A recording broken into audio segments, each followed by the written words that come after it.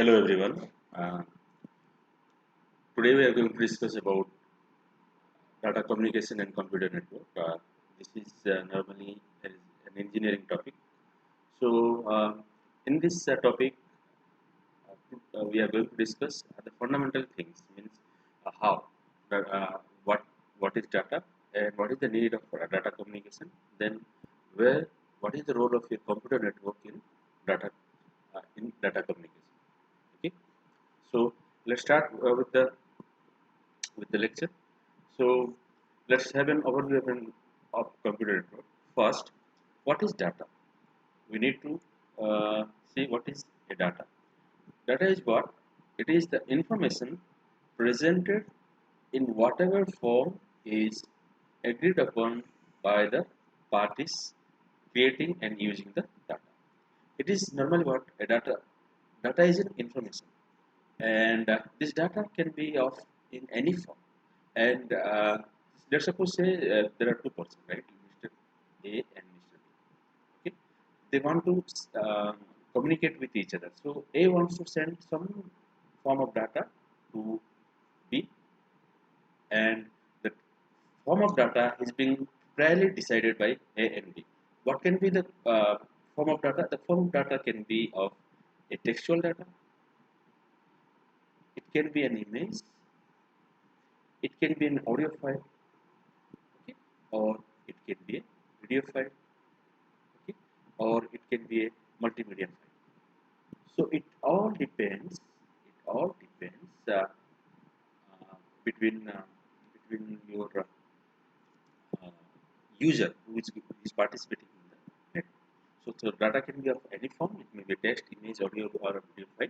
So this information is being shared or being between communicated between two users. Next comes, then what is the need of a data communication? Then a person exchange of data between two devices via some form of transmission medium, maybe wire or wireless. What is data communication? If you suppose as I already said, if there is A and B, so A wants to send some data, means A wants to communicate with B, and the channel through which A wants to communicate with B may be wired connection, it may be wired connection, or it may be a wireless connection. Okay. So through which a wants to send its data. Which kind of data it is going to send? It is going to send either textual or image, either audio or video kind of file. So this is what from data we have data communication. Then what is a network then? Then a network, a computer network is a set of computers connected together for the purpose of sharing the resources or communicating the data between two users or among many users. Okay, so a computer network is what?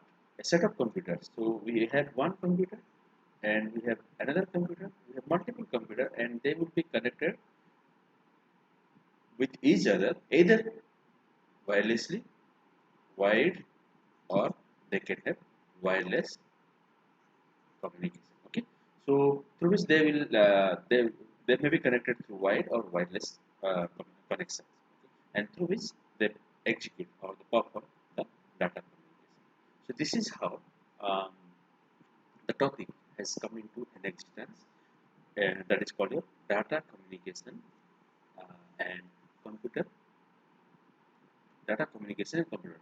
Data communication means to facilitate the data communication among different users, what we need a computer network. Okay. Now let's move to another important characteristics. What are the characteristics should computer network have? So guys, here what we are going to discuss is that we are going to discuss about computer network. Okay. So whenever we want to send or a user wants to send some data to the destination, then what happens? Um, it uses a computer networks, and what are the different characteristics this computer network should have? So these are the fundamental characteristics. The first one is your delivery, next one is your accuracy, second one is your time, third one is your timeliness, and last one is jitter. What is delivery? Delivery in the sense, let's suppose take an example. We have a user and B is the another user. Okay, this is an user A and this is another user B. When we talk about delivery, means if A sends data to B, it must be delivered to B. It should not be lost in the middle of the communication media. Okay, the communication media can be a wired or wireless communication. Okay, it should not be lost. It should guarantee the delivery of the data, there is some data and delivery of data to the B. Okay. Now, next point is that what another characteristic? Accuracy. Accuracy means whichever form of data A sends to B, it's the data once reaches at the B, the data should have its original form as it was in while it was in A. That means, let's suppose say if the audio file is whatever audio file A is sending to B, the same audio file should also reach to B without any changes, without any modification, any other information. Okay, and this is what we talk about accuracy. Okay? The third one is your timeliness. Timeliness in the sense, if A wants to send some data to B, and there should be some finite amount of time at which A, B should reach it. B should receive it. Let's suppose say A sends at 10 a.m. and B receives at the 11 a.m. in the same day, then it is fine. So what is good? It is agreed upon that within the time B has received the data. Let's suppose say if A is sending a data today, okay, and B is getting the same data after 12 years, then what is the use of that data? Maybe some application would be there, but there is no use of it. That means whatever time time is defined, your data should reach to the destination within time. Now, the third one is your jitter. Jitter is what? Jitter is some is something which is related to your multimedia data. Let's think for a moment. You are watching some YouTube video. The image is coming, but your audio is not coming. Means there is a delay in receiving audio file and video file, because of which there is no uh, sync among the images in the video and the sound that is coming out of the video. So what happens? Both of them, both the audio and video files should be reached to the destination at the same time. Then only what happens? You can have you can watch your movie, and there will be um, and you will be completely feel the uh, realness of your video. Otherwise, what happens if your audio file is little bit delayed, then you will not find a synchronization between your audio file and your video file. So there is a kind of delay occurs. So that is what we talk about this jitter. Jitter means uneven delivery of packet. On delivery of packet in a delay manner. Delay manner means suppose if you are sending a a movie, and movie is what? A movie is consisting of both audio and video, okay, plus video. So the moment when audio file reaches to the destination, at the same time the video should also reach. If a little bit delay among these video files, among reaching of these two files, then what happens? The that you are going to watch is not going to be synced. Okay, so you will not enjoy the movie. This is what your jitter means. There should not be uneven delay. There should be uh, both the audio file and the video file should reach at the same time. Next, important points, there is a protocol. So what is a protocol? A set of rules that governs the data communication, and it should have some syntax, semantics, and some mention about the time. Now what happens? Now A wants to communicate with B. Then before they facilitate the data communication among themselves, they should frame some rules. Okay, what is the frame? Why this rule is required? Because let's suppose say there are many reasons for which you need to frame your rules. First one is that the speed of both the device may mismatch. What is the speed? Let's suppose say the A sends a data 10 MB per second, okay, and B's speed receiving capacity is only 5 MB per second. So what happens? B should A should follow the speed of B before it starts sending data. So this what happens? These rules has to be mentioned in the protocol. You should A should be a little bit slower when it's sending data to the B. But at the same time, B should be a little bit faster uh, when sending data to the B because A's capacity is a little bit higher. Okay, so this is what it should be mentioned, and they should mention the timing. Okay, they should mention the delay and the queue size of your B, queue size of your all these things has to be mentioned in that protocol. Okay, so what is the protocol? These protocols are set of rules for which based on which the data communication has to take place. Otherwise, if they do not follow the rules, what happens? Your data may be lost. And what are the main content of a protocol? There are specific syntax that is mentioned to define a protocol, and each and every protocol has some semantics or some meanings for which they are being designed. And the timing in the sense they should have to facilitate the data communication. They maintain some timing, which directly indicates your time. Okay. This is all about your fundamental characteristics and protocols that is present in the computer. Next comes your types of communication. So, what is the type of communication connection? Connection is means whenever we have different devices in a network. In a network, we have more than one devices. So they will have a connection among themselves. So what kind of connection they will have? They will have either any of these two. Either it is a point to point or it is a multi point. Let's explore what is point to point and what is multi point. All of you can see here. We have an example of point to point connection, and we have an example of a multi point connection where there is a station, there is another station, okay, and they have a dedicated link, or this link may be wireless or wired connection, and there will be no intermediate device between these two devices. So this is what your point-to-point connection.